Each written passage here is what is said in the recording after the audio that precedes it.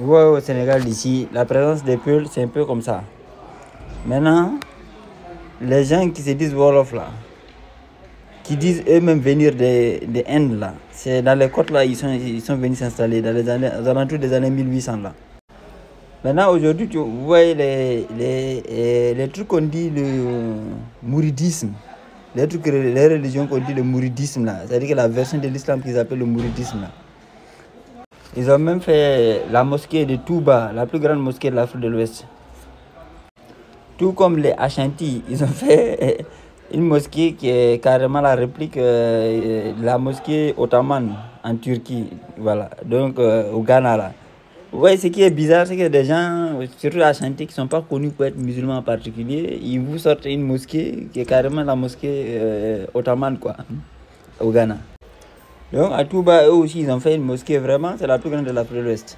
Mais en fait, qu'est-ce qu'ils ont fait? Ils ont pris la spiritualité qui a été enseignée par un peu Amadou Bambaba et son serviteur qui s'appelait Ibrahim Fall. Ils ont fabriqué une forme d'islam ottoman. Vous voyez ça là, ça c'est les gars qu'on dit Baïfal, les adeptes de cet islam là. Ils se baladent dans les rues à crier là, là, là, et dedans, ils renient même la nécessité du mariage dans le couple par exemple. Ils valident tout ce qui saoule, bière, vin, joint. Ils passent leur temps à planer quoi. En fait, c'est des gros planeurs. Et puis, ils se baladent avec des cornes sur la tête. Voilà, ça c'est un bévol, soi-disant musulman. Et ça là, c'est un soi-disant féticheur. Donc, lui là, il n'est pas musulman, c'est un dogon. Lui, c'est pas un musulman, il a une corne sur la tête. Lui là aussi, il dit qu'il est musulman. Et puis, voilà. Maintenant, bizarrement, quand on regarde les têtes, vous voyez la tête là. Vous regardez la Grèce antique, vous voyez que c'est la même tête qui se retrouve quoi. Et maintenant voilà ici une cérémonie par exemple en bas ici, culte vaudou, des soi-disant descendants des Yoruba qui sont au Brésil. C'est le même truc en fait. C'est-à-dire que, et c'est intéressant parce que en fait tous les panafricanistes soutiennent cette version-là de l'islam. Vous voyez non? C'est-à-dire qu'ils sont fiers ils disent oui, non, les mourides sont arrivés à faire un islam à l'africaine. Et c'est vrai. Parce que voilà, parce que les Africains, c'est les arrachés de la déesse Africa. Ils ont vraiment fait. Parce que c'est l'islam de féticheurs là. C'est-à-dire qu'il y a des gars qui se baladent avec les connus.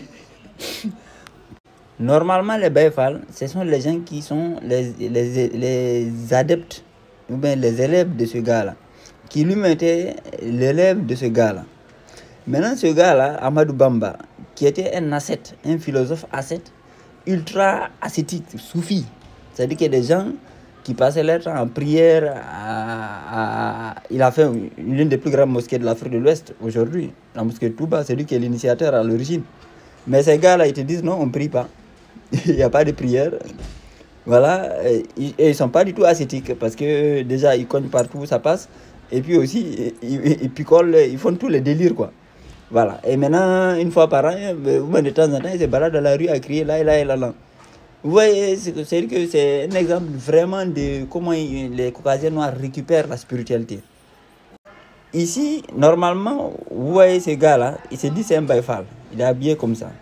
Et ça, c'est les gars qui se disent généralement les bouts, ou bien qui se font passer pour Wolof. Mais lui, là, ils disent qu'il vient d'Inde et ça sonne. Vers l'Asie, là, l'Inde, là. Vers l'Inde, les Chine, là. Voilà les têtes des Bouddhas. Et ces gars-là, c'est les gars du Sud-Soudan. Eux-mêmes, ils disent qu'ils sont parentés avec les gars du Sud-Soudan. Là. Les gars qu'on appelle j'ai oublié les Dingas, je crois. Là. Vous voyez les têtes du côté Soudan. Là. Et vous voyez les oreilles ici, comment elles sont tirées. C'est vers l'Asie et la Chine là-bas qu'on retrouve ça. Les statues de Bouddha. Et maintenant, pour comprendre tous ces mécanismes-là, c'est très compliqué. Parce que, comme j'ai dit là, il y a des gars, il y a des peuples qui sont déplacés, qui ont été déplacés en Afrique, mais qui ont été infiltrés par la suite. Donc ces gars-là, eux, ils viennent du Caucase. Mais c'est eux qui ont infiltré par la suite. Et un truc intéressant à remarquer. Vous voyez ici, les vrais Baïfal, à l'origine, c'était des Peuls. Les vrais Baïfal. Et voilà les Baïfal de la nouvelle génération aujourd'hui, après avoir récupéré.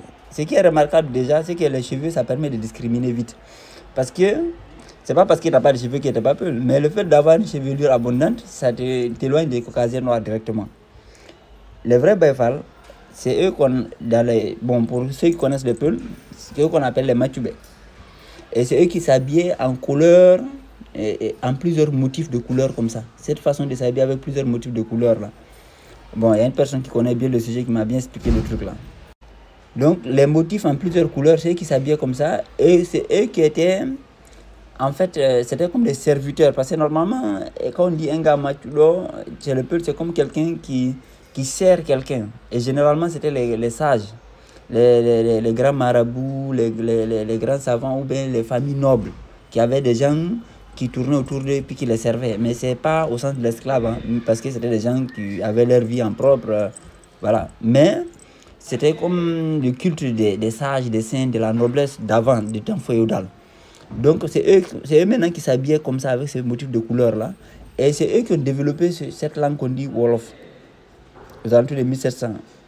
Voilà. Et le gars qui a fait ça, qui s'appelait Ali Bourignay, un peu, voilà, qui se faisait de gros locks. Et du coup, les gars qui parlaient ça, c'était des gars qui fonctionnaient en mode, comme ce qu'on dirait aujourd'hui, des rastas. Voilà. Mais ça a été récupéré, vous voyez, maintenant les Caucasiens ont récupéré ça. Et la tête, vous voyez les faciès des féticheurs, vous voyez la tête. Donc, ils ont récupéré ça, et vous voyez les têtes de maintenant. Voilà le vrai ici. Et tous ces gens-là, leur lignée, généralement, ça remonte à des Peuls. Mais voilà les têtes d'aujourd'hui, qui se prétendent Baïfal. Vous voyez leur tête. Et puis, les cornes, ils se baladent les cornes sur la tête. Et voilà, lui, c'était Lébou. Et ceux-là, ils ont toujours clamé qu'ils viennent d'Inde. Et c'est logique, parce qu'on retrouve leur faciès. Et quand vous regardez ces yeux quasiment bridés, larges là, ça c'est vraiment de la zone du bouddhisme, de Thaïlande, de la zone de Thaïlande entre Népal et autres là. C'est là-bas qu'on retrouve ces genres là. Mais ces gars là, eux là c'est le Caucase. C'est eux qui étaient dans la Grèce antique. C'est eux qui sont venus envahir. That knowledge he's going to talk about today to share with the world. muy xam-xam boo xam ne mu ngi wàcc jëm ci wàllu lébu. And this knowledge came from the Lebus community. ndax lébu dañu am culture bu mag. And the Lebus, they have a big culture. am cosaan bu mag. And they have a big tradition. am diine aussi. And also they have a religion. kon kenn warul waxtaanee lébu rek nga ñëw rek commencé Sénégal parce que lébu commencé wul Sénégal. So it doesn't mean, for example, if you're talking about Lebu, you cannot only start in Senegal, you know, because Lebu doesn't come from Senegal. parce que suñu maam yi dañuy wax ne lébu mu ngi commencé Inde. Because his ancestors, they said Lebu is came from India. parce que lébu yi dëkkoon nañu Inde. Because the Lebu, they used to live in India. suñu maam yi nee nañu lébu yi def nañu 1000 ans en Inde. And his ancestors, they said the Lebus, they live, they stay in India for 1,000 years. Ndakaaru la ñu nekk mais nekkuñu rek Ndakaaru xëy ñëw fi ci tukki ak tukkiwaat li ngeen di wax les intellectuels la migration moo andi lébu yi fii Inde la ñu jóge ca gannaaw màkk gàddaay